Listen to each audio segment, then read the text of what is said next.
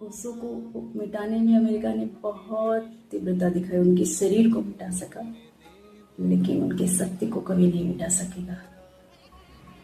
कोई भी नहीं मिटा सकता उनके सत्य को।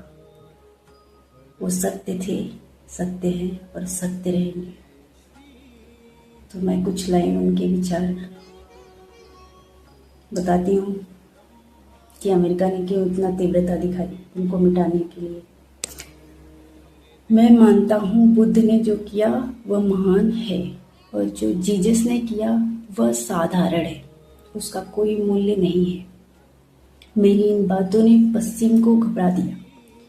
घबरा देने का कारण यह था कि पश्चिम आदी हो गया है एक बात का कि पूरब गरीब है, भेजो ईसाई मिशनरी और गरीबों को ईसाई बना लो, और करोड़ों लोग ईसाई बन रहे हैं।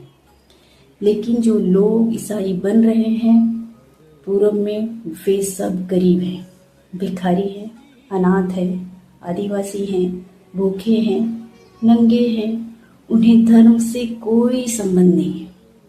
उन्हें स्कूल चाहिए, अस्पताल चाहिए, दवाइयाँ चाहिए, उनके बच्चों के लिए शिक्षा चाहिए, कपड़े चाहिए, भोजन चाहिए। ईसाइयत कपड़े और रोटी से उनका धर्म खरीद रही है। मुझे दुश्मन की तरह देखने का कारण यह था कि मैं कोई पश्चिम के गरीब को या अनाथ को या भिखमंगे को, और वहाँ कोई भिखमंगों की कमी नहीं है।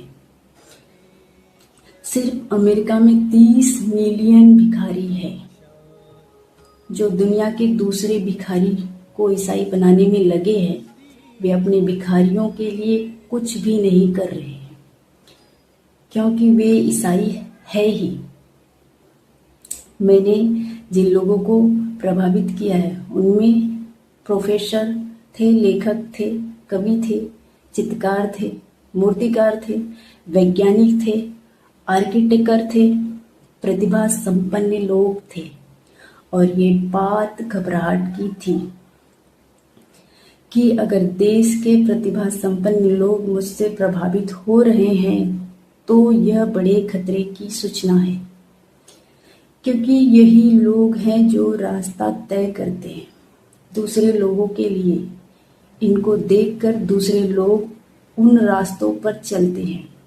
इनके पदचिन्ह दूसरों को भी इन्हीं रास्तों पर ले जाएंगे। और मैंने किसी को भी नहीं कहा कि तुम अपना धर्म छोड़ दो।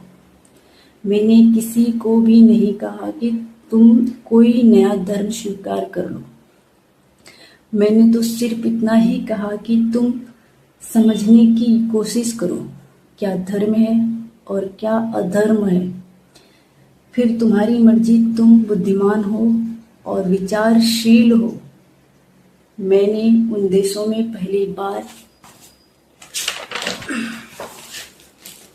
बार यह जिज्ञासा पैदा की कि जिस पूरब के लोगों को हम ईसाई बनाने के लिए हजारों मिशनरियों को भेज रहे हैं, उस पूरब ने आकाश की बहुत ऊंचाइयां छुई है।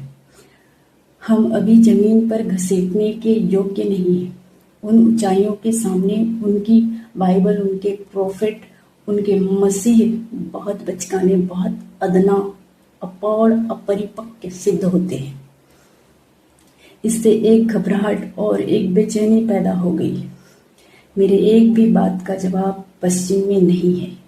मैं तैयार था प्रेसिडेंट रोनाल्ड रिंगन से व्हाइट हाउस में डिस्कस करने को, खुले मंच पर, क्योंकि वह फंडामेंटलिस्ट ईसाई हैं। वह मानते हैं कि ईसाई धर्म ही एकमात्र धर्म है, बाकी सब धर्म थोथे हैं। पोप को मैंने कई बार निमंत्रण दिया कि मैं वेटिकन आने को तैयार हूँ। तुम्हारे लोगों के बीच तुम्हारे धर्म के संबंध में चर्चा करना चाहता हूँ, और तुम्हें चेतावनी देना चाहता हूँ कि जिसे तुम धर्म कह रहे हो वह धर्म नहीं, और जो धर्म है तुम्हें उसका पता भी नहीं है।